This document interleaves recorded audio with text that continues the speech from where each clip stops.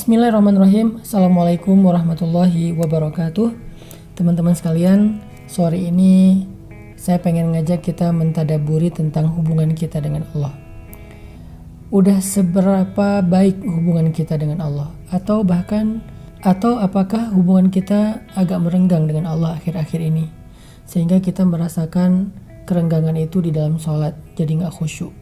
Kita merasakan kerenggangan itu dengan jauhnya kita terhadap Al-Quran. Al-Quran menjadi sesuatu yang mahjuro, terasing. Kita sampai lupa meletakkan Al-Quran kita di mana. Kerenggangan itu dirasakan dengan mudahnya hati kita merasa sedih, galau, dan berputus asa, berkeluh kesah.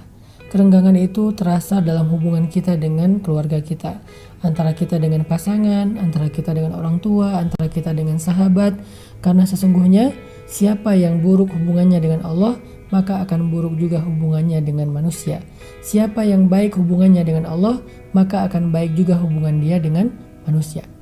Kita pengen merenungkan tentang hubungan kita dengan Allah.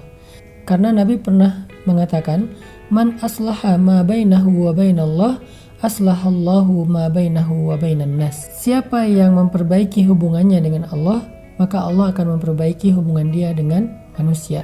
Jadi kalau kita ngerasa ada masalah antara kita dengan keluarga, dengan pasangan, padahal kayaknya kita juga bingung masalahnya apa sebetulnya. Kadang-kadang masalah sepele tapi jadi rame.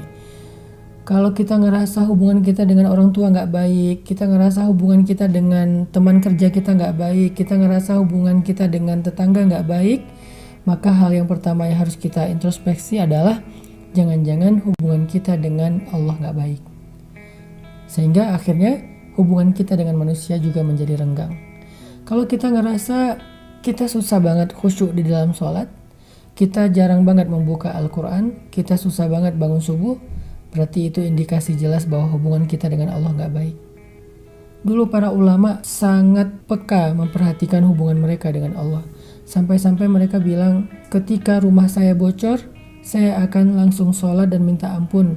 Karena tidaklah rumah saya bocor kecuali itu menjadi bukti hubungan saya dengan Allah buruk. Kalau anak saya susah dinasehati, saya akan minta ampun kepada Allah. Karena tidaklah hati anak saya keras kecuali karena hubungan saya dengan Allah tidak baik. Kalau saya ribut dengan pasangan, maka saya akan minta ampun kepada Allah. Karena tidaklah saya ribut dengan pasangan kecuali karena saya mulai jauh dari Allah Subhanahu wa Ta'ala. Jadi para ulama menyadari akar dari semua masalah-masalah yang membuat hidup kita agak tidak nyaman adalah tidak baiknya hubungan kita dengan Allah Subhanahu wa Ta'ala.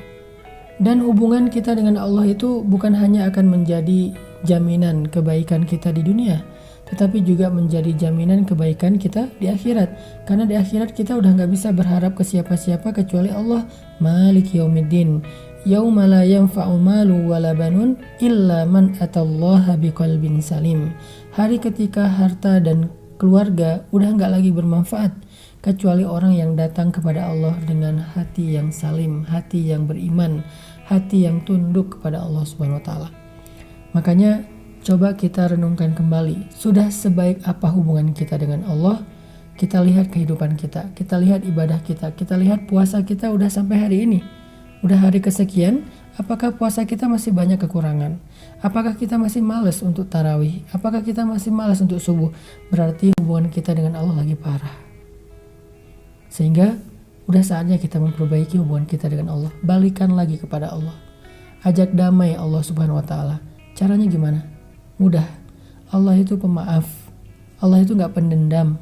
Allah itu pemurah. Kalau kita pengen ngajak balikan kepada Allah, cukup dengan kalimat La ilaha illa anta subhanaka inni kuntu minaz zalimin. Tidak ada Tuhan selain Engkau ya Allah, Maha suci Engkau, aku yang zalim, aku yang salah.